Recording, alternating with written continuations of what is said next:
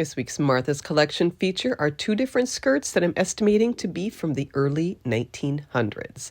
This first one is a sheer cotton skirt, and it's a really unique fabric. I have never seen a fabric like this before. If you know what this is called, please let me know. It has the super fine bridging between channels with then printed on top in a floral pattern. Very unique.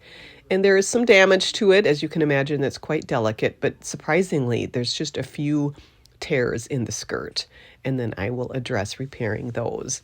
The second one is actually a silk petticoat, and these two pieces I don't believe were actually originally together, but I'm putting them together because they worked well.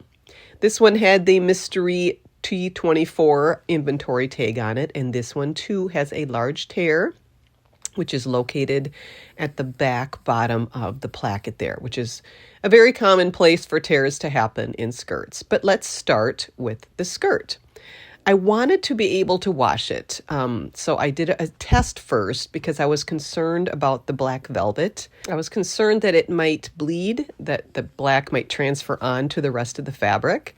So I put a tiny bit of the Heritage Park in some cool water and let it soak for 5 minutes in this one area, and then blotting it onto a white cotton towel, and the color did transfer. You can see it there. And then I made the decision to not soak it. I didn't want to risk it. So I can do some repairs on the skirt, so that's where I'm going to start. So as mentioned, that the fabric of these tiny little, they're thinner than threads. And I tried a few different things. I tried some really super fine thread to try to mimic those bridging kind of channels with the thread, and that was too obvious. I tried monofilament thread, and I didn't like the shininess of it. I even tried a piece of hair, and actually that worked well, but that just seemed rather impractical. So I went ahead and kind of joined the two together instead of trying to make those bridges. So one thing, as found, the skirt had definitely had the waistband completely redone and enlarged actually to the point of 30 inches, which is surprising. So I'm thinking the skirt may have been earlier, and then it was enlarged at some point, and it wasn't finished. So there weren't any hooks and eyes on it. But I'm making it, I just kind of folded back the waistband and put on some antique hooks that actually came from another garment in the collection. So I love these antique hooks. And then to make, instead of doing eyes that are metal, I decided to put in some thread ones. And this is probably a ridiculous way of doing it, but this is how I do it.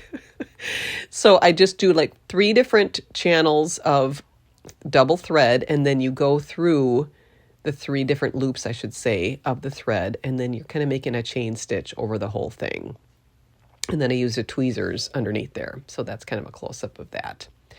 I also wanted to show a close-up of when the skirt was reworked at some point. Somebody hand-stitched all 3 rows of that velvet trim at the bottom. The top ones are machine stitched. The ones at the bottom are done by hand. So the skirt definitely had some reworking done, which is something that was very common. As styles changed and clothing was expensive, things were reworked to become more in fashion. So now for that silk petticoat. Sometimes when there's a large tear and it's quite wrinkled, I like to take and kind of press it first so I kind of see what's what, and that kind of allows me a better visual of what needs to be joined together. So I just did I used some silk thread and did a repair on that, first doing kind of a running stitch and then an overcap. So I am going to soak the skirt, and I used half of a capful. I just used a very little bit, and I'm just going to do this briefly and carefully because you just don't know what might happen. I do feel like it will survive, and it so far is looking good. I do it on this mesh rack that fits at the bottom of my tub. I have one that goes on top as well, but that allowed me to kind of move it in and out for a cleaning motion and also for handling. And then I rolled that and let it air dry. And I want to just take a moment to show why not all garments can be cleaned. There's another slip that was in the collection. I didn't get a before picture of it because I wasn't planning on showing this. Literally within seconds of it hitting the cool water, it completely shattered. This was so heartbreaking. I was going to enclose this as kind of a bonus extra for somebody that had purchased one of the garments in the collection from a listing. But sadly, that did not go well. So for some of the garments that people were disappointed that I decided not to risk soaking it, this is why. And happily, the silk in this petticoat handled soaking very well. And now that it's dry, it's time for some pressing. Folks keep reaching out asking what my iron is, and so there is the information there. I got it for a great deal on Facebook Marketplace, but I'm guessing this type of iron is still available commercially. But I just ironed the various pieces kind of one by one with the little ruffles and then the lace and then the main body of the silk. And it just really turned out well. I wasn't concerned with trying to get stains out of the skirt or the petticoat and trying to remove the yellowing. I just wanted to freshen it. And I'm really happy with how it turned out. Here's a close-up of, it's kind of hard to see, but each one of these layers is completely stitched by hand. You can kind of see the tiny little stitches there. And then I was pressing it, I noticed this lovely patch somebody had done long ago.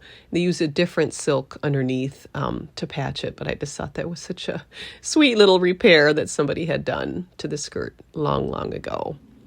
And then there's some hand-stitched buttonholes. I'm just always so amazed at the detail on those. And there's a shot of the back, and there is where that repair is that happened for the back placket, and I'm happy with how that turned out. So here's the lovely petticoat outside in the background of the snow and the sounds of the birds.